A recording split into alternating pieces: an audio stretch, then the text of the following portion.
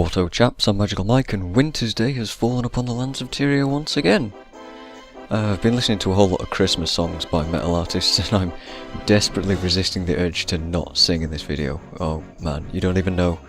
On that mention though, look up the album We Wish You a Metal Xmas and a Headbanging New Year, and enjoy it. You're welcome, you can thank me later. Anyway, Tix has come back with his Infernarium airship full of toy-making madness that's all going wrong again, and Lion's Arch has been redecorated in a lovely snowy fashion once more. I reckon it all looks good still, I'm pretty happy with it overall, and we don't have to build 600 snowmen as a bonus, thankfully. That grind was ridiculous last year. If you want a much more detailed set of videos than what I'm just about to do on this content, then I did a bunch of them last year, which you can find in this playlist that this video is currently in, and if you can't find that then there's a link in the description to that whole set of stuff.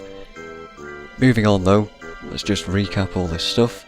The new things in Lion's Arch is pretty much limited to just this couple of events which are really just the same event, of escorting Doliacs and throwing snowballs at Skrit to earn presents, which is okay, but once you're done with the achievement you won't really repeat it much unless you're just sort of hanging about in Lion's Arch and not doing anything. And because it's hovering over Lion's Arch, we don't get to watch the Infernarium land in each city this year, which is a tiny little shame. So if you missed it last year then too bad I suppose, but I got it on video so you can always watch that. But we also don't have to repeat the instance 5 or 6 times, which is a welcome change. I think this year it feels more streamlined because they didn't have to work it all up from the ground up, so that's a bonus too.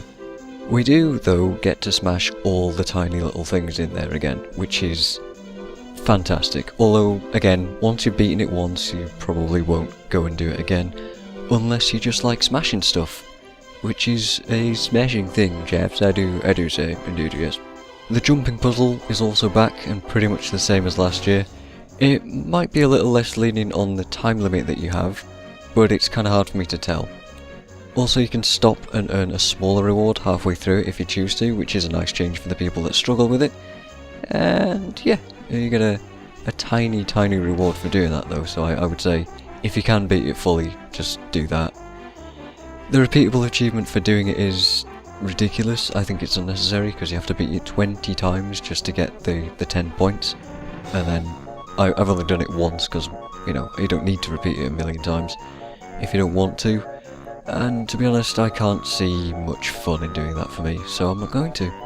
Toy Apocalypse is also back, but I haven't played it at all this year because I didn't really enjoy it all that much last year. And this year you need a team, you don't just get put with pugs, which is good on one side and bad on the other, so if you don't have any friends to play it with, then too bad, I suppose. You can't solo it, there's no chance. And because none of my friends want to go and play it, I'm just not gonna get that chance. Which is no big deal, because to be honest I don't really want to play it either.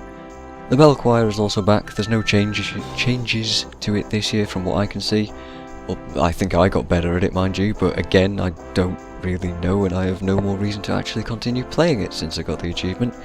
Which on the one hand is a shame, but on the other hand I've got it done, so good. Good for me. Speaking of achievements, the meta is fairly easy to get, which is, again, it's nice and relaxed for the holiday season. The individual things you have to do have been drastically toned down, so there's not a massive grind you have to do. However, you will need to do a lot of dailies to finish it off. I still haven't finished it, so I can't really comment on the reward for it either. And the final thing in the patch to do with Wintersday in particular that I can remember is the Snowball Mayhem PvP arena. I enjoyed this game type a lot last year and I ended up playing quite a lot of it, but this year I've only played maybe a couple of rounds of it this time around. Again, I don't know, I feel like these repeated holiday events are sort of lacking something, and I can't quite put my finger on what exactly it is, but they don't fill me with the desire to play them a whole lot. Maybe that's just me, but again, we'll see if you guys agree with me or not in the comments like you did with Halloween. Don't get me wrong though, overall I love this Wintersday stuff, it's just that I played it all to death last year. But if you didn't get a chance to last year because you're new to the game or you just missed out on it, then you'll probably enjoy this stuff. It's quite different and it's quite a lot of fun if it's new to you. And that is all for the Wintersday stuff, but that's not all for the rest of the patch because there's also a living story section to talk about. But I'll leave that for another video. So thanks for watching this one, and I will see you guys next time. Jeez, I shouldn't do that.